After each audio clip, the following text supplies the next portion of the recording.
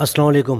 آج کی شخصیت قیام پاکستان کے بعد کراچی میں تعلیمی اداروں کی بنیاد رکھنے والے جناب عبدالرحمان محمد قریشی المعروف ایم قریشی ولد محمد قریشی کی لازوال محنت پر مشتمل ہے۔ آپ نے اسلامی کالج کراچی سمیت 18 تعلیمی ادارے قائم کیے۔ آپ 1918 میں راجکوٹ کاٹھیواڑ ہندوستان میں پیدا ہوئے، پھر ساؤتھ افریقہ چلے گئے اور بعد میں کراچی آ بسے۔ آپ ایک بڑی کاروباری شخصیت تھے۔ 1947 میں کراچی میں ہندوستان سے جو مسلمان آئے ان کی تعداد کے مقابلے میں اسکولوں اور کالجوں کی تعداد انتہائی محدود تھی۔ اس کٹھن وقت میں جناب ایم قریشی صاحب نے ہجرت کر کے آنے والوں کے لیے تعلیمی اداروں کا بندوبست کر کے ایک عظیم کارنامہ سر انجام دیا۔ 1942 میں آپ سندھ کی صوبائی مسلم لیگ کے منتخب ممبر تھے۔ متحدہ ہندوستان میں 1946 کے الیکشن جو قائم پاکستان کی بنیاد پر لڑے گئے، اس وقت آپ سندھ کی الیکشن کمیٹی میں شامل رہے۔ 1946 میں جب بہار میں فسادات ہوئے تو بہار سے مسلمانوں کو کراچی لایا گیا اور کراچی میں لیاری میں بہار کالونی قائم کی گئی۔ قائد اعظم محمد علی جناح نے جناب ایم قریشی کو بہار سے آنے والے مسلمانوں کی دیکھ بھال کا انچارج مقرر کیا۔ آپ آل انڈیا مسلم لیگ کونسل کے ممبر بھی تھے۔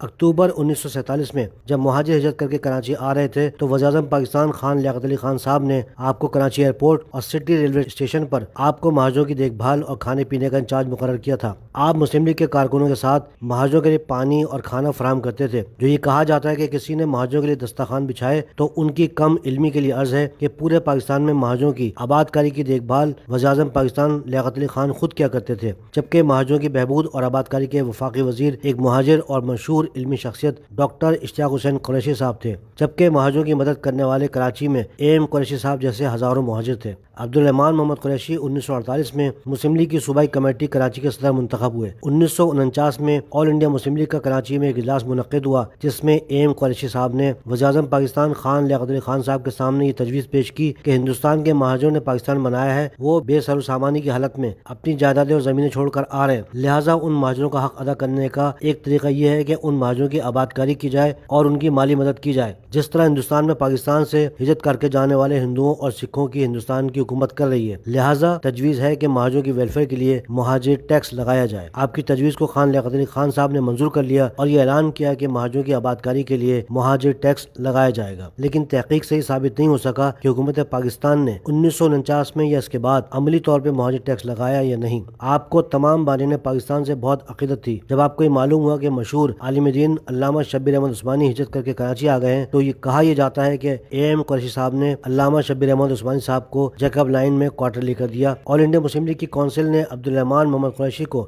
راجہ صاحب محمود آباد کی جگہ 5 سال کے لیے فائنانس سیکرٹری مقرر کر دیا۔ 1952 میں علامہ شبیر احمد عثمانی صاحب کا بہاولپور میں انتقال ہو گیا۔ علامہ شبیر احمد عثمانی صاحب کی میت کو کراچی لے کر آیا گیا جس کے تمام تر انتظامات ایم قریشی صاحب نے کیے۔ آپ نے اپنے قائم کردہ اسلامی کالج کراچی کے احاطے میں علامہ شبیر احمد عثمانی صاحب کی قبر مبارک بنوائی۔ آپ نے 500 مکانات مہاجروں کو بنا کر دیے جسے مسلم لیگ کوارٹر ناظم آباد کہا جاتا ہے۔ اس وقت ایک مکان کی لاگت 3250 روپے تھی اور کہا یہ جاتا ہے کہ کسی بھی مکان کے پیسے ایم قریشی صاحب نے نہیں لیے تھے۔ 25 اگست 1961 کو اس وقت کے صدر جنرل ایوب خان صاحب نے اسلامیہ کالج کے کمپلیکس کا افتتاح کیا جس کی تمام تر تعمیر ایم قریشی صاحب کی ایجوکیشن سوسائٹی نے کی تھی۔ 1962 میں آپ اس وقت کی نیشنل اسمبلی کے رکن منتخب ہوئے۔ 1965 میں آپ مغربی پاکستان کی اسمبلی کے رکن منتخب ہوئے۔ ایوب خان کے دور حکومت میں بھی آپ تعلیم کے فروغ کے لیے متحرک رہے۔ آپ اسلامی کالج کو یونیورسٹی بنانا چاہتے تھے جو ممکن نہ ہو سکا۔ 25 مارچ 1969 کو جنرل یحییٰ خان نے مارشل لگا دیا۔ ایم قریشی صاحب کی صاحبزادی محترمہ ممتاز مذکر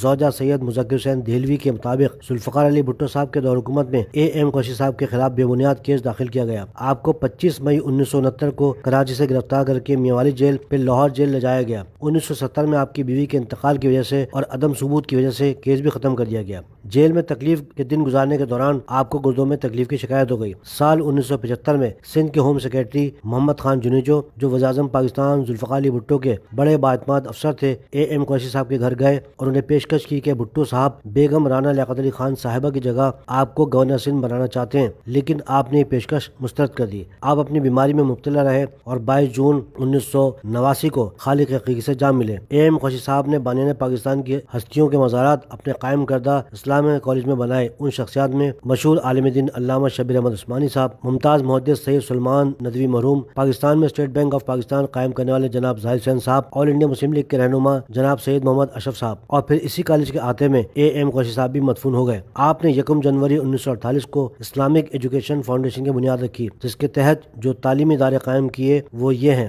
اسلامیہ college Karachi, Islamia college arts and commerce M A general road, Islamia college of science, Islamia college of law, Islamia college college evening arts and commerce Karachi, Islamia college evening Nazimabad, Islamia college evening Clifton road, Islamia degree college for women Gurumandir, Islamia intermediate college girls Nazimabad, Qureshi night college صدر، میری کلاکو high school Saddar, Qureshi high school M A general road, Mary Colaco school primary and nursery Nazimabad, inter college M A general road Karachi, Mary Colaco secondary school Nazimabad, Mary Colaco school primary and nursery Saddar Karachi, Qureshi infant centre PECHS، Islamia college for international languages اور MA classes. آپ نے اپنی تمام تر زندگی پاکستان کی خدمت کرنے اور کراچی میں تعلیم کے فروغ کے لیے گزار دی۔ اندازہ ہے کہ پچھلے 60 سالوں میں ان تعلیمی اداروں سے لگ بھگ 20 لاکھ سے زائد طلبہ و طالبات فارغ التحصیل ہوئے۔ یہ ویڈیو بنانے کا مقصد بھی یہی باور کرانا مقصود ہے کہ 1947 میں 2.5 لاکھ کی آبادی والا شہر کیسے ترقی کر کے دنیا کے بڑے شہروں میں تبدیل ہوا۔ قیام پاکستان کے بعد کراچی کے تعلیمی ادارے اور تمام اہم ادارے کیسے وجود میں آئے، یہ ایم قریشی صاحب جیسے کئی عظیم لوگوں کی ہمت اور محنت کا نتیجہ ہے۔ کراچی کے معمار و مالک وہ نہیں جو کراچی میں تھے ہی نہیں، کراچی کے مالک وہ لوگ ہیں جنہوں نے اس شہر کو تعلیمی، کاروباری اور صنعتی کارخانے اور ادارے دیے۔